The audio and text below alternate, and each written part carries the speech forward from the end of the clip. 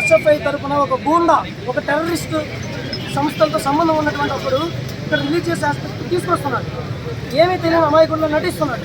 అతను టోపీ పెట్టుకుని రోజు తాలూకు వస్తున్నాడు. ఏ రోజైనా ఏ హిందూ అయినా ప్రశ్నించాలా? మత ప్రేమానందం అనేటువంటి అప్పుడు పొలిటికల్ సైన్స్ సచివాడు. అదే డిపార్ట్మెంట్లో ప్రియాంక అనేటువంటి ప్రొఫెసర్ గెస్ట్ ఫ్యాకల్టీ ఉంది. ఆమె ఈ ఎస్ఎఫ్ఐ కమ్యూనిస్ట్ పార్టీ తరఫున ప్రచారానికి వెళ్తుంది. ఆవిడ ఏ విధంగా ఇక్కడ టీచింగ్ ప్రొఫెషన్ చేయడానికి క్వాలిఫికేషన్స్ ఇవ్వడానికి అడుగుతారు. అదేవిధంగా జువాలజీ డిపార్ట్మెంట్లో శ్రీనివాస్ అనే ఒక అతను ఉన్నాడు. ఆ శ్రీనివాస్ అనే అతన్ని ఇక్కడ డ్యూటీ నుంచి తీసేశారు. యూనివర్సిటీలో ఉన్నటువంటి గెస్ట్ హౌస్లో ఉంటూ ప్రజల సొమ్ము తింటూ ఇక్కడ ఉన్నటువంటి యూనివర్సిటీ అశాంతికి గురి చేస్తున్నారు. ఈ ఎస్ఎఫ్ఐ నడిపిస్తుంది అక్కడ ఉన్నటువంటి శ్రీనివాస్ అనే శ్రీనివాస్ జువాలజీ డిపార్ట్మెంట్. అదే డిపార్ట్మెంట్లో మంజులత ఉంది. ఇక్కడ ప్రొఫెసర్ సైన్స్ కాలేజ్ నుంచి ప్రిన్సిపల్ ఆఫీస్ నుంచి సపోర్ట్ జరుగుతూ ఉంది. ఆర్ట్స్ కాలేజ్ ప్రిన్సిపల్ ఆఫీస్ నుంచి సపోర్ట్ జరుగుతూ ఉంది.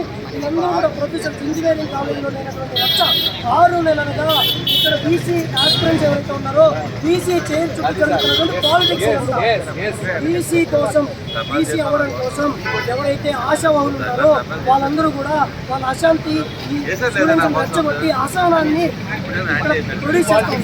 ఈ పాలిటిక్స్ ప్లే చేసి బయట నుంచి వచ్చినప్పటి నుంచి అదే సార్ వాస్తవం.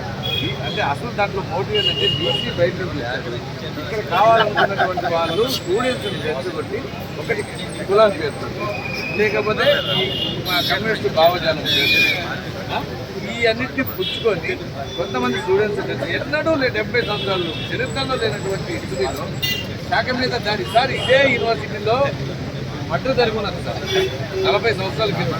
ఇదే యూనివర్సిటీలో ఏబీవీపీ వాళ్ళని కొట్టినటువంటి హిస్టరీ కూడా ఉంది. ఆ రోజు కూడా శాఖ మీద దాడి జరిగింది. వాళ్ళకి తెలుసు శాఖ మీద దాడి చేయకూడదని తెలుసు.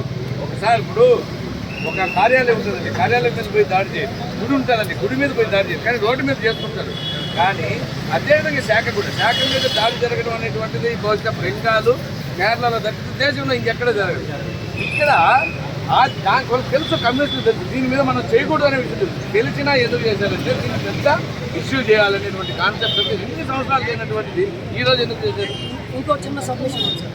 రంజాన్ టైంలో ప్రతి ముస్లిము స్వేచ్ఛగా వాళ్ళు నమాజ్ చదువుకుంటారు క్యాంపస్లో. ఏ రోజు మతపరమైనటువంటి డిస్టెన్సెస్ హిందువుల వల్ల రాలేదు. అదేవిధంగా క్రిస్టియన్ సెలబ్రేషన్స్ యూనివర్సిటీలో జరుగుతున్నాయి. ఏ రోజైనా హిందువులు వాళ్ళ మీద దాడి చేశారా? ఈ ఎస్ఎఫ్ఐ తరఫున ఒక గూండా, ఒక టెర్రరిస్ట్ సంస్థలతో సంబంధం ఉన్నటువంటి ఒకడు ఇక్కడ రిలీజ్ చేసే ఆస్పెక్ట్ తీసుకొస్తున్నాడు. ఏమీ తెలియని అమాయకుల్లో నటిస్తున్నాడు. అతను టోపీ పెట్టుకుని రోజు తాలూకు వస్తున్నాడు. ఏ రోజైనా ఏ హిందూ అయినా ప్రశ్నించాలా? మతపరమైనటువంటి అలిగేషన్స్ ఊరికే తీసుకొచ్చి స్టూడెంట్స్ని తప్పుడు దారి పట్టించేటువంటి ఒక వైఖరి జరుగుతూ ఉంది.